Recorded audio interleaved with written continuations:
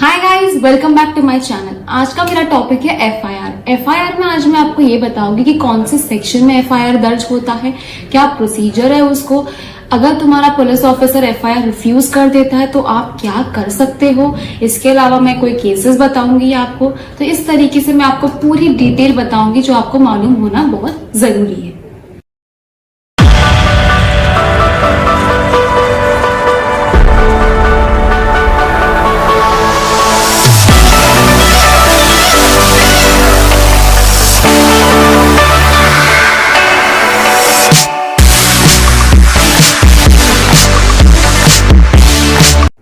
पहला क्वेश्चन कि एफआईआर होता क्या है।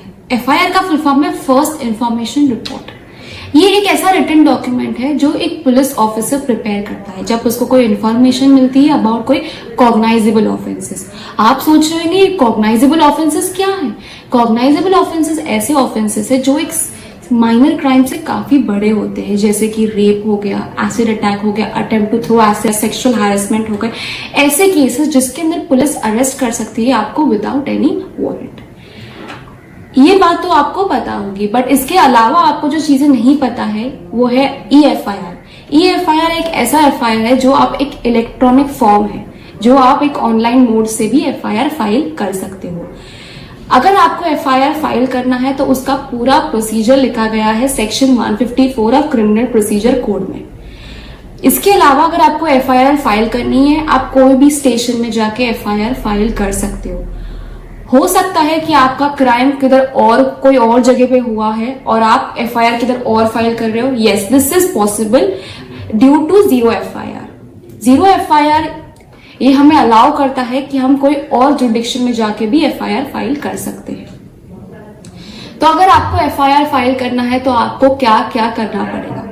सबसे पहला, आपको नजदीकी पुलिस स्टेशन में जाना होगा और सारी की सारी डिटेल्स एक पुलिस ऑफिसर या जो ड्यूटी ऑफिसर होगा उसको बताना पड़ेगा।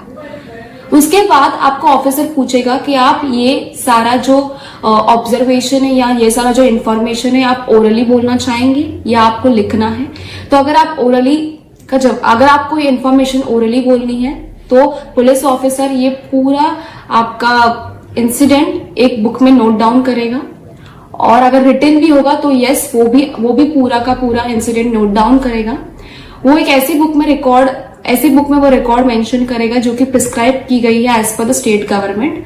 तो वो बुक में पूरा का पूरा रजिस्टर्ड करेगा इंसिडेंट। फिर आपको एक बार पढ़ के सुनाएगा कि आपने जो जो बोला है वो सही है कि नहीं। फिर आपको बोलेगा कि आप उस एफआईआर पे अपनी सिग्नेचर करो। एफआईआर पे सिग्नेचर करने से पहले ध्यान रखिए कि आपने जो भी बोला है और उसने जो भी लिखा है आप उसे पढ़ लीजिए। हो सकता है कभी वो बोलने में वो कुछ और बोल रहा है और लिखा कुछ और है, तो जरूरी है कि आप खुद एक बार पढ़ लीजिएगा उसको। फिर आपने पढ़ने के बाद आपने साइन कर दिया, फिर आपको पुलिस ऑफिसर एक एफआईआर को कॉपी आपको देगी। अगर आपको नहीं देती है तो आपका एक राइट है कि आप एफआईआर की कॉपी मांग सकते हैं, और ये एफआईआर की कॉपी एक फ्री ऑफ कॉस्ट होती है। अगर इसके अलावा अगर कोई ऐसी वुमेन आ जाती है जो कि है सेक्सुअल हैरेसमेंट के केसेस है, ऐसी जो चीजें हैं जो कि कॉग्नाइजेबल ऑफेंसेस है, तो उसमें क्या, तो उसमें जब वो वुमेन आती है तो उसका स्टेटमेंट रिकॉर्ड करने के लिए फीमेल ऑफिसर ही हो सकती है, फीमेल ऑफिसर ही उसको रिकॉर्ड कर सकती है। इसके अलावा अगर वो वुमन ऐसी स्थिति में है जो कि मेंटली या फिजिकली फिट नहीं है तो उसके लिए प्रोविजन ये है कि एक फीमेल ऑफिसर उसके एज पर द कन्वीनियंस उसके घर पे जा सकती है, या ऐसी कोई जगह जहाँ पे उसकी चॉइस हो उसके घर पे जा सकती है और स्टेटमेंट रिकॉर्ड करवा सकती है। पर उसके साथ में एक स्पेशल एडुकेटर होगा जिसको सब नॉलेज है अबाउट ये जो स्पेशल इनएबिलिटीज के जो लोग रहते हैं, कैसे डील करना होता है, इमोशनल टच कैसे रहता है उनको, तो उनके साथ में एक स्पेशल एडुकेटर रहता है जो एक फीमेल पुलिस ऑफिसर के साथ कंपनी करता है। तो यस, उसके बाद ये स्टेटमेंट रिकॉर्ड होता है और इसकी जो कॉपी होती है स्टेटमेंट ऑफ रिकॉर्ड की, और ये सेंड की जाती है टू द जुडिशियल मजिस्ट्रेट, जो भी उसको सेंड की जाती है। फिर उसके बाद सुनवाई के लिए हियरिंग्स आती है। तो इस तरीके से ये प्रोसेस होता है। को जो बताऊंगी उसके बाद ये है कि अगर फॉर एग्जाम्पल अगर आप FIR लिखवाने जाते हो और आपको पुलिस ऑफिसर बोल देता है कि मैं नहीं करने वाला आपकी रजिस्टर, और आप बोलते हो कि मुझे ये रजिस्ट्रेशन करना जरूरी है, तो आप कैसे करोगे? बिकॉज ऑलरेडी पुलिस ऑफिसर ने तो आपको रिफ्यूज कर दिया है FIR रजिस्टर करने से। तो यस, डरिएगा मत, इसका भी एक प्रोविजन है। आप क्या कर सकते हो कि आप अपनी जो भी इंफॉर्मेशन है जो आपके पास है, जो आपको बतानी है वो आप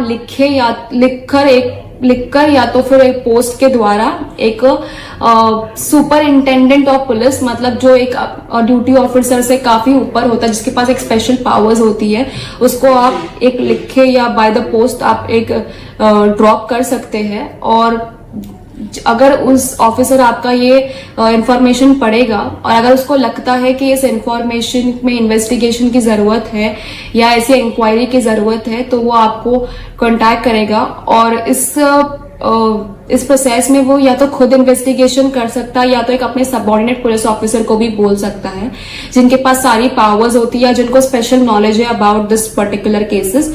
तो ये सारी चीजें होती है अगर आपका रिफ्यूज हो जाता है। तो इसके अंदर अगर आप पूछो तो ये सारी चीजें आपको मालूम होनी जरूरी है। मैं आपको एक केस बताऊंगी, ललिता कुमारी versus state of Uttar Pradesh. ये 2014 का केस है। इसमें सुप्रीम कोर्ट ने अपनी हियरिंग में ये बताया था कि registration of FIR is mandatory under section 154 of CRPC।